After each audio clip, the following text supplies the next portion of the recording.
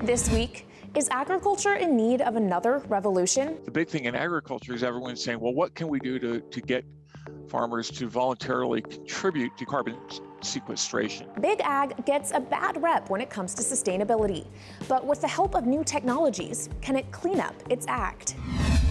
Today, we estimate that approximately 1 in 9 people in the world experience what we would call food insecurity. Higher prices and lower accessibility have forced millions into food poverty. Why greater supply doesn't always mean fewer empty bellies. Everyone says, how do we fight climate change? Well, we plant trees. And so we're basically planting a rainforest under the sea. How one of the world's fastest growing plants could provide an alternative to traditional agriculture as well as a climate solution. I'm Kaylee Lines, and this is Bloomberg Green.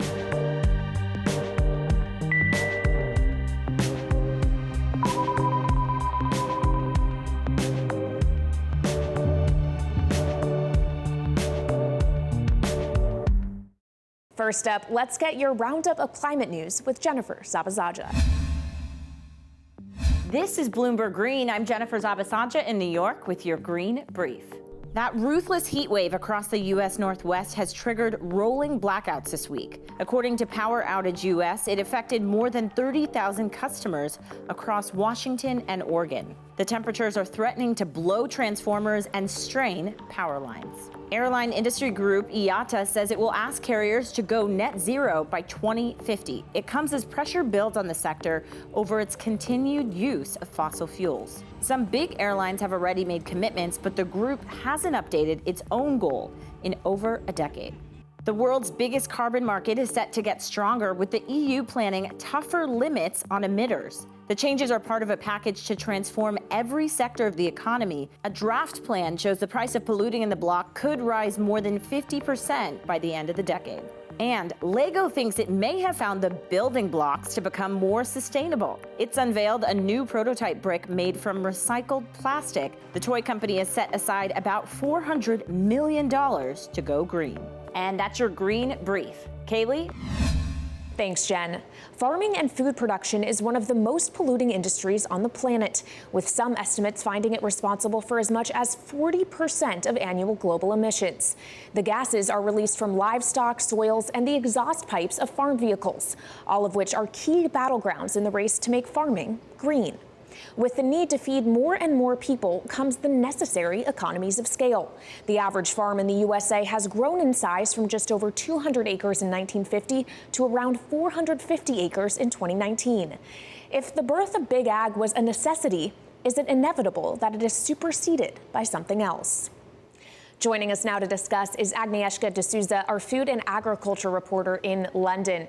Aggie, what changes does agriculture have to make to get better for the climate? Many changes. In a way, agriculture is both the victim and the perpetrator of climate change. So not only does it have to adapt to the changing weather, it also has to make radical changes in the way it produces, it delivers food. We know it's a major source of carbon emissions, but it's also polluting to soil, water, because of the use of conventional inputs such as fertilizers, pesticides, and so on. So in a way, all of that has to be overhauled or tweaked and addressed. And, we already have new technologies emerging, new farming techniques. We're hearing more and more about regenerative agriculture that is really focusing on the health of the soil and addressing that aspect. So there are many ways to get this done. We just have to kind of push forward with it. It's one thing to make agriculture more sustainable. It's another thing to then scale it.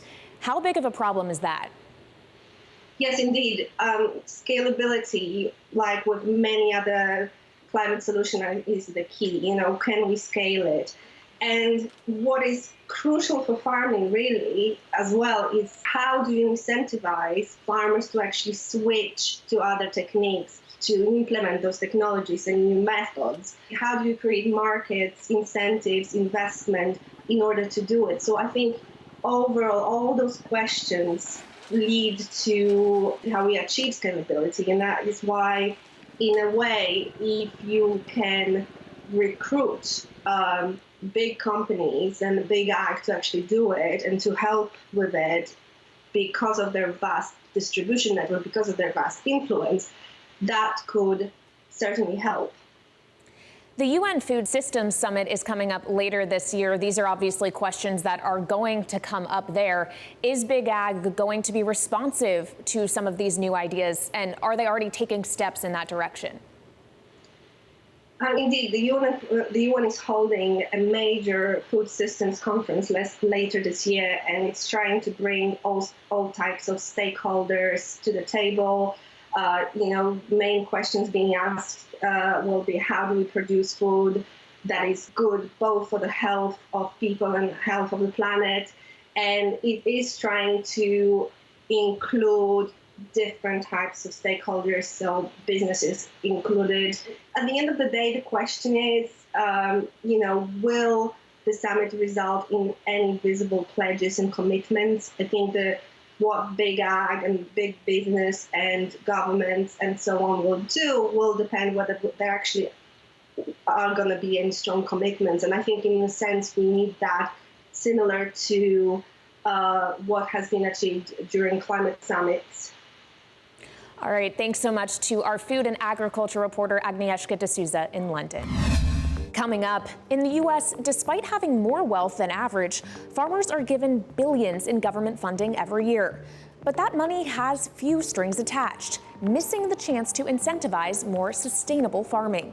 We speak to a former chief economist of the USDA. This is Bloomberg Green.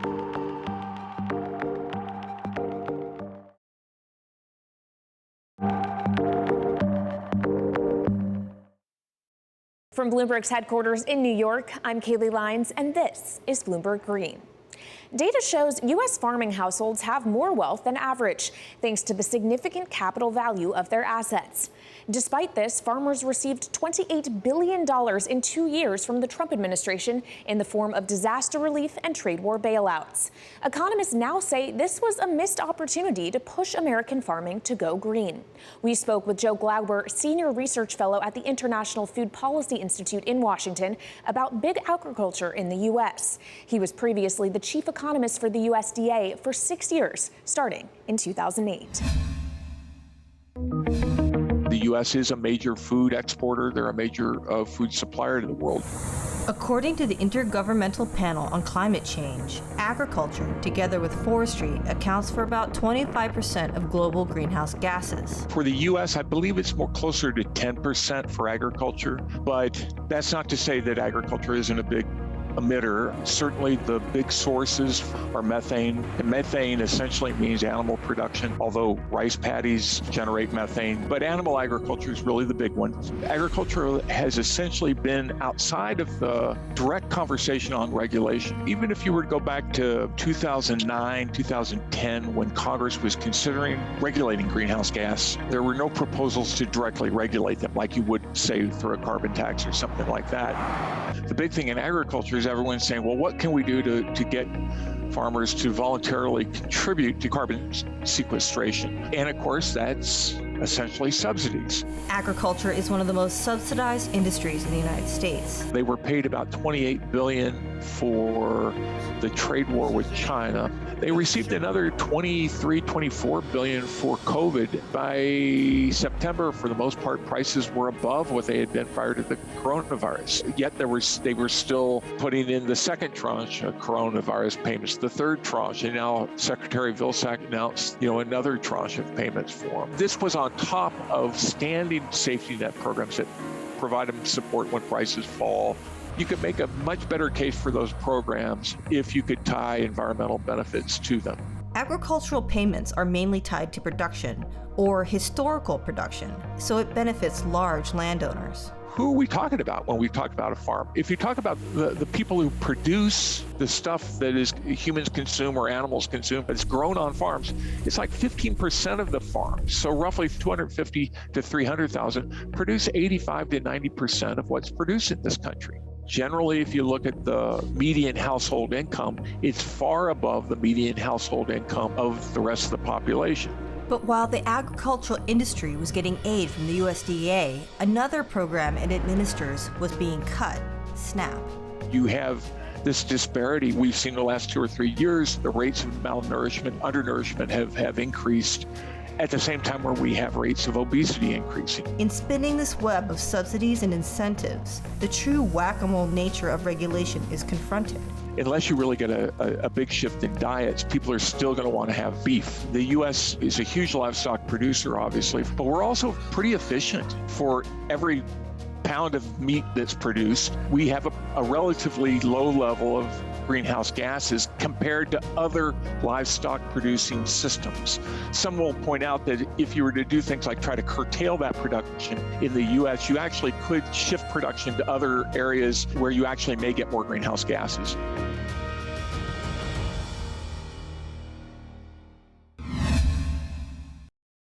Livestock farming makes up almost 15% of global greenhouse gas emissions, and a significant part of that is burped straight out of the mouths of cows. Bottling these burps could be a big win in the fight to cut emissions from a notoriously tricky industry. Luckily, one startup is tackling the problem with a novel innovation in bovine fashion: cow masks.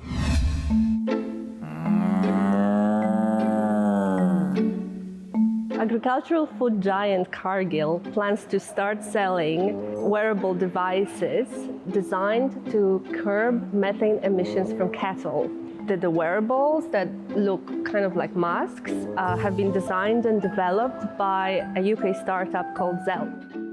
Livestock farming accounts for a substantial share of agricultural emissions. In fact, it actually makes up 14.5% of greenhouse gas emissions globally.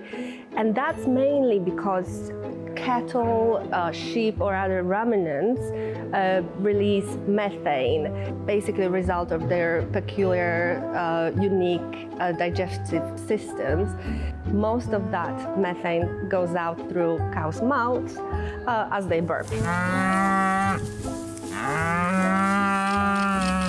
Zelp's wearables get placed just above cows' mouths. Essentially, a set of fans powered by batteries will suck up the burps and trap them in the chamber with a methane-absorbing filter. And once that filter is saturated, a chemical reaction turns the methane into carbon dioxide, which is then released in the air. It's still a greenhouse gas, but methane is much worse.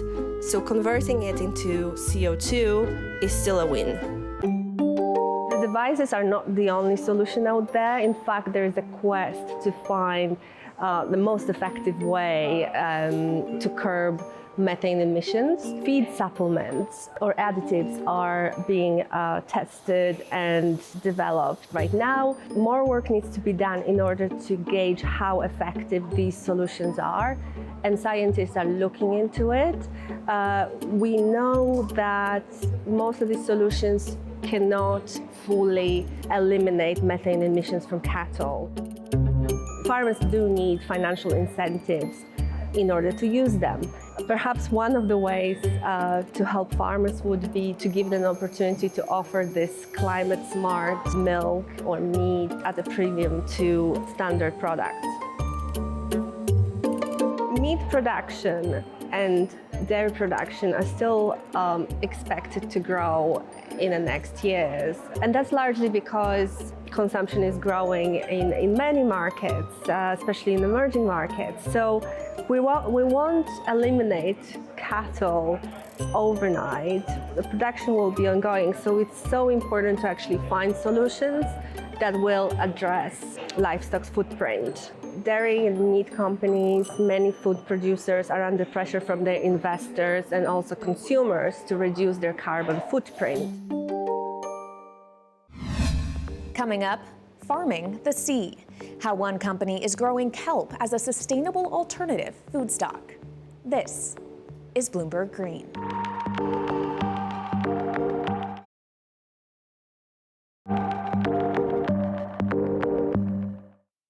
From Bloomberg's headquarters in New York, I'm Kaylee Lyons, and this is Bloomberg Green.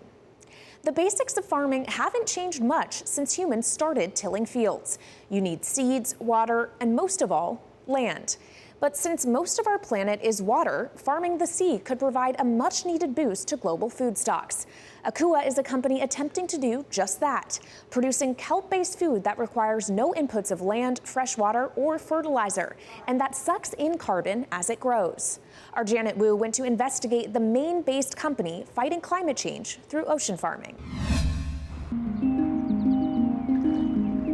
What is this? What are we looking at here? Yeah, so this is actually, this is a kelp farm. We're 10 acres, which is, it's a lot of area for the bay, and there's a lot going on under the surface that you can't see.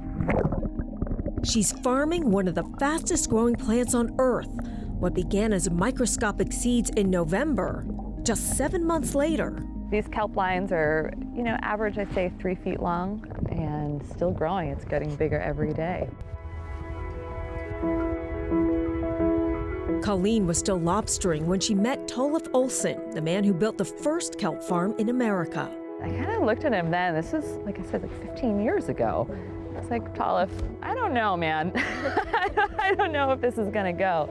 And once we got into the process and built those first farms and I saw, what his vision was, I was like, there is something here. The very first kelp farm in the United States was right there, here in Casco Bay, Maine. Now there are more than 100 farms in Maine alone. The industry is growing as fast as the kelp. The global commercial seaweed market is projected to surpass $85 billion by 2026. Right now, 98% of the seaweed you buy in stores comes from Asia, where seaweed aquaculture dates back 1,700 years. Kelp farming is amazing. It requires no fresh water, no fertilizers, no feed. And at the same time that it's growing, it's just sucking up nutrients from the water. It's also cleaning the water. It's sucking up carbon. It photosynthesizes like a land plant, but apparently it's like 20 times more efficient. This stuff is amazing. And then you end up with this superfood. So this is it. Oh my gosh, it's heavy. It is heavy. Wow. Yeah. A superfood, but not something many people want to eat like this. This is really delicious. That's where Akua comes in. The key vitamins and minerals you're going to find in kelp are A and K. From a mineral standpoint, calcium, potassium, magnesium, zinc, some omega-3s. Courtney Boyd-Myers and her partner launched Akua 4 years ago with the multiple goals of building a sustainable business, fighting climate change, and creating new foods. So much of our soil today is depleted of vitamins and minerals because of the way that we're, monocropping, and the oceans are still rich in it. So, we're sucking that in with the kelp, putting it into a burger, and you're eating it. The patty is made with mushrooms, pea protein, black beans, chickpea flour, and extra virgin olive oil. But the main ingredient is kelp. It's not meant to mimic meat, but offer a satisfying alternative with a rich umami flavor. To date, we've secretly sold over 20,000 kelp burgers, and it's our goal to have a $100,000 month this July. During the pandemic, Akua raised $1 million through crowdfunding. Good girl. This season, it will buy out Colleen's entire 30,000-pound crop. I've always wanted to come back to aquaculture because of its sustainability. And after seeing years ago what the potential was for kelp and the ways it really positively impacts the environment, that makes me feel like it's a good business to start. Some of it's absolutely beautiful. Look at that. Our company's goal is for every $5 million in revenue that we're earning, we're pulling 1 million pounds of harmful carbon out of the sea via the kelp that we're using. Everyone says, how do we fight climate change? Well, we plant trees. And so we're basically planting a rainforest under the sea. A hidden rainforest, quietly cleaning the ocean while growing into the base of healthy new foods. Agriculture's carbon footprint is far from its only issue. Despite producing enough food to feed 10 billion people, much of the world's population continues to go hungry. This has only been worsened by the pandemic, during which prices have skyrocketed and access has decreased, leaving millions struggling to get food. Add to that rampant food waste, where roughly 1/3 of the total production is lost every year, and big agriculture is crying out for a green revolution. Let's bring in Jessica Eyes, visiting professor of social and environmental challenges at the University of Texas, San Antonio. Professor, let's just frame this problem first. In many rich countries, we don't have to worry about food supply or shortages. That is definitely not the case everywhere. How many people in the world are hungry? Today, we estimate that approximately 1 in 9 people in the world experience what we would call food insecurity. So there's a difference between acute malnutrition and food insecurity. So food insecurity would be where you just don't have the confidence that you can get the food that you need every day to have the health that you need. And acute malnutrition would be what we consider to be people starving actively. How does climate change factor into this? Can you give me some specific examples about how changing climate affects food supply? So agriculture is actually one of the industries that is most impacted by climate change, because when you think about it, our crops are heavily dependent upon the climate. So they require particular conditions for the food to grow. For instance, they need particular temperatures, they need particular precipitation levels. And what we know about climate change is it impacts the average temperatures in particular regions, but it also impacts what we would call incidents of extreme weather. So certain regions of the world might be experiencing drought, whereas others might be experiencing increased temperatures and increased rainfall. And that means that each farmer in that region with their particular crop needs to come up with unique adaptation strategies. And for some farmers, that even means that you don't grow the crop that you used to historically grow in that area. But aside from switching the crop that you are farming, are there different methods to farming that can create some kind of adaptation? So there are different methods, and people are experimenting with a lot of these right now. And this is an area where we need to focus a lot of innovation and attention in the future so we can ensure that we don't have massive food shortages. So some of these examples that we could look at are genetically modified organisms. So people are modifying certain crops to be more resilient against drought. So for instance, if there's areas in the world that is experiencing drought on a regular basis now, they might modify the seed to be slightly more resilient against that shortage so that we can grow better. We're also looking at precision farming, so using technology to understand what part of the field might need more fertilizer or less fertilizer, or what might need more water or less water. And in this way, we can actually be more sustainable too in using precision agriculture techniques, because we would only apply fertilizer, or we would only water in areas in the field that really need it, and we could spare the areas that don't need it. How difficult is it to scale some of those innovations and new techniques? Right. I think you hit the nail on the head, because one of the greatest challenges with technology at the beginning is making it scalable, because can be quite expensive. So when you talk about big agriculture, I think you're talking about the larger farms in more industrialized or wealthier countries. So in those cases, these might be early adopters of these technologies. But in a lot of places in the world, a lot of farmers are still smallholder farmers. And a lot of those smallholder farmers we rely on for a lot of our food. And in those cases, these technologies are too expensive. They're inaccessible to them.